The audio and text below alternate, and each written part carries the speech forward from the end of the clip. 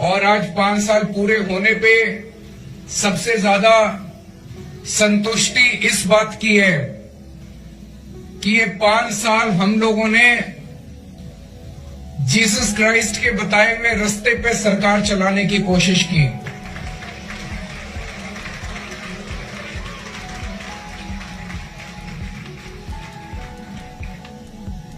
पूरी जिंदगी Jesus Christ ने गरीबों की सेवा की।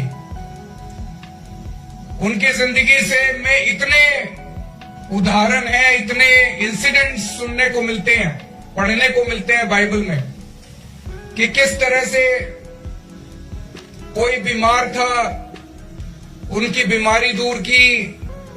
तरह तरह के इंसिडेंट्स हैं। हम लोगों ने भी दिल्ली के अंदर गरीबों का इलाज कराने के लिए जगह जगह मोहल्ला क्लिनिक खोले। गरीबों का इलाज कराने के लिए सरकारी अस्पतालों की व्यवस्था को दुरुस्त किया। बहुत सारे नए सरकारी अस्पताल खोले, सबके लिए इलाज मुफ्त किया। गरीबों के लिए स्कूलों की अच्छी व्यवस्था की, शिक्षा की अच्छी व्यवस्था की। हम पूरी कोशिश यही कर रहे हैं कि जो जीसस क्राइस्ट ने अपने जीवन में संदेश दिया था, हम लोग तो बहुत छोटे लोग हैं, मामूली लोग हैं। अगर उनके बताए हुए रास्ते पे 1% भी अमल कर पाए तो हम अपने आप को सौभाग्यशाली समझेंगे। लेकिन मुझे लगता है सबसे बड़ा संदेश उनके जीवन का था कि आपके साथ कोई कितना भी बड़ा अन्याय करे, आपका कोई कितना भी बड़ा दुश्मन हो, उसे माफ कर देना है।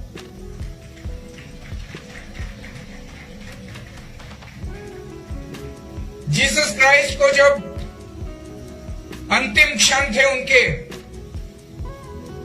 और उनको तरह तरह की यातनाएं दी जा रही थी, उनको तरह तरह से प्रताड़ित किया जा रहा था, तब भी वो अंतिम क्षण में भी उन सब लोगों को माफ कर देते हैं जिन लोगों ने उनको इतनी बड़ी बड़ी यातनाएं दी थी।